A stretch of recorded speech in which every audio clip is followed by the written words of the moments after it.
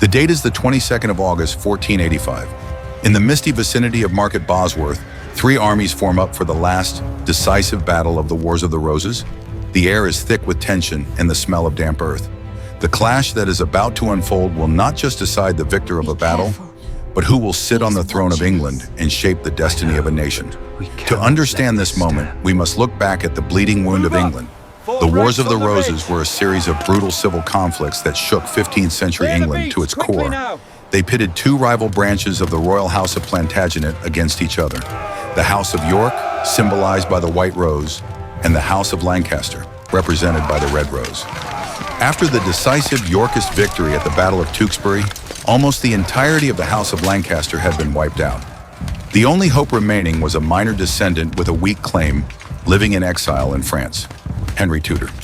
For almost 15 years, Edward IV of the House of York reigned, and peace seemed to return. However, upon his death, his brother Richard seized power. He declared Edward's children illegitimate and took the crown for himself, becoming Richard III. His reign was marred by rumors of tyranny and the disappearance of the princes in the Tower. This behavior granted him many enemies at court, who now placed their faith in the exiled Henry. Finally, on August 7, 1485, destiny arrived. Henry Tudor landed in Milford Haven, Wales, with a small, ragtag army of French mercenaries and exiles. He was intercepted by Rhys ap Thomas, a powerful Welsh lieutenant appointed by Richard. But instead of fighting, Rhys defected. He joined the rebellion, swelling Henry's ranks with brave Welsh swordsmen. The march inland continued, gathering momentum until Henry arrived at Stafford. Here, the game of shadows began. Henry met with his stepfather, Lord Thomas Stanley. The Stanleys commanded a massive private army, but Lord Stanley was a man known for his survival instincts. He refused to openly join Henry, fearing for his position. Instead, as the Lancastrian force set out for battle, the Stanley host simply marched behind them at a safe distance, a looming question mark on the horizon.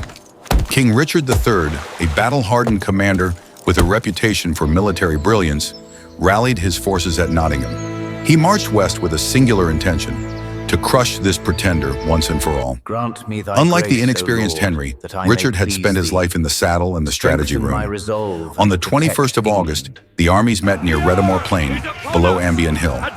Richard's army was vast, numbering perhaps 10,000 to 12,000 men, camped on the high ground. Henry commanded a smaller force of maybe 5,000, and on the sidelines, watching like vultures, stood the armies of the Stanley brothers, Thomas and William, numbering another 6,000 men. As night fell, soldiers on both sides sharpened their blades and prayed, knowing that by sunset the next day, a dynasty would die. For St. George!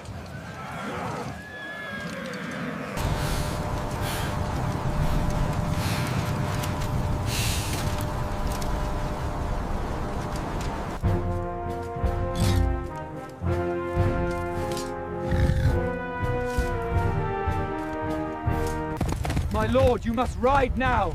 The prince is exposed. I will not move. Tell him he stands alone.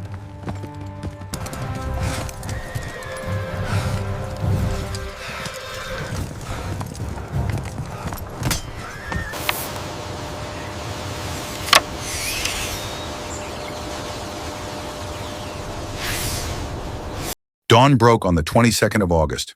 The Yorkist forces on Ambion Hill scrambled to form their battle lines. They had not expected the inexperienced Henry to make the first move, and many soldiers were forced to skip their breakfast to draw their battle order in time. Richard III divided his army into three massive divisions. The Duke of Norfolk commanded the vanguard, a wall of spears and archers. Richard himself commanded the center with his elite cavalry, while the Earl of Northumberland held the rear. Henry Tudor's army was a mix of desperate men. Poorly equipped infantry stood shoulder to shoulder with heavily armed knights and professional French pikemen. Henry, wise enough to know his own limitations as a general, entrusted the command of his front line to the experienced Earl of Oxford, John de Vere. But before a single arrow was loosed, a deadly game of politics played out. Both kings sent messengers to Lord Stanley, demanding his allegiance. Stanley remained silent, his army standing motionless on the hills to the south. This inaction infuriated King Richard. He possessed a terrible leverage. He held Lord Stanley's eldest son, Lord Strange, as a hostage. Richard sent a chilling ultimatum to Stanley. "Come to me now, or your son shall die." The battlefield held its breath. The old Lord Stanley's reply was cold and calculated. "Sire, I have other sons." Richard was absolutely consumed by rage. He clerically demanded that the boy be executed on that very moment. But his officers, seeing the enemy advancing, persuaded him to delay the execution until after the battle. That delay saved the young man's life. With diplomacy failed, the battle began. Henry's army had to navigate a marsh to reach the enemy, a tactical maneuver to keep the sun out of their eyes and protect their flank. As they cleared the marsh, Richard's artillery roared. Cannonballs plowed into the wet earth. Then the archers darkened the sky with arrows. The Duke of Norfolk charged downhill to meet Oxford's men. The crash of steel was deafening. The melee was fierce and chaotic. Oxford, realizing his line was being stretched, ordered his men to bunch closer together in a wedge formation. The Yorkist troops were more professional, heavy men-at-arms in plate armor pressing hard against the lighter Lancastrian infantry. However, cracks began to show in the Yorkist line. The Earl of Northumberland, commanding Richard's rear guard, refused to engage. He stood still, watching the slaughter. Was it treachery, or was the terrain too difficult? Regardless, Richard was losing his numerical advantage. The front lines were locked in a deadly stalemate, bodies piling up in the mud. Henry Tudor watched from afar, knowing that if the stalemate continued, the sheer weight of Richard's numbers would eventually crush him. He needed the Stanleys, but the Stanleys simply watched. The battle hung in the balance.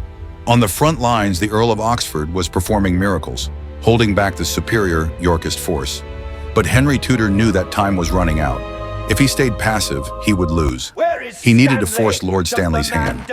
In a move that was either incredibly brave or incredibly naive, Henry decided to ride toward the Stanley brothers. He spurred his horse, leading a small bodyguard unit of about 50 men away from the safety of his main army, moving across the open plain towards the waiting Stanley forces. He hoped his presence would convince his stepfather to join the fight. High atop Ambion Hill, King Richard III watched the battlefield with the eye of a predator. He saw the movement. He saw the red dragon banner of the Tudors separating from the main infantry block. He realized instantly that Henry had made a fatal mistake. The pretender was isolated. He was exposed. Richard saw a chance to end the war with a single, decisive stroke. He didn't need his army. He didn't need Northumberland or Stanley. He just needed his own sword. "Ride with me," he shouted to his household cavalry. Richard lowered the visor of his helmet, surmounted by a gold crown, and led a thunderous charge down the hill. It was the Charge of the Boar, the symbol of House York. 800 of the finest knights in England thundered across the turf, aiming directly for Henry Tudor. The impact was cataclysmic. Richard's cavalry smashed into Henry's small bodyguard unit like a hammer hitting glass. The king fought like a demon possessed. He was not the hunchback cripple of Shakespearean legend. He was a warrior king fighting for his life and his crown. He pierced deep into the formation. With his lance, he unhorsed and killed Sir William Brandon, Henry's standard bearer, sending the red dragon banner into the mud. He then struck down Sir John Cheney, a giant of a man, overthrowing him with sheer force. Henry Tudor was now just yards away. The Lancastrian pretender, who had never fought in a battle before, found himself staring death in the face. His guards were dying around him. Richard was cutting a bloody path straight to him. For a few terrifying seconds, the history of England teetered on the edge of a blade. Henry was moments away from death. It was at this precise, decisive moment that the trap snapped shut. Sir William Stanley, watching the king's charge, finally made his choice. He saw Richard committed, isolated from his main army, and vulnerable. William Stanley ordered his 3,000 men, clad in red coats, to charge.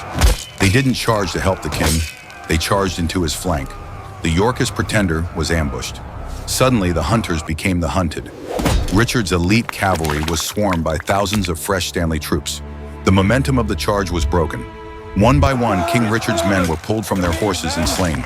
Henry Tudor, breathless and shaken, was pulled back to safety as the tide of battle turned. Richard was now alone. His horse, the white courser, was mired in the mud or killed under him. The king was on foot. His friends were dead. He was surrounded by a sea of enemies. He was offered a horse to flee, to escape and fight another day. But Richard refused.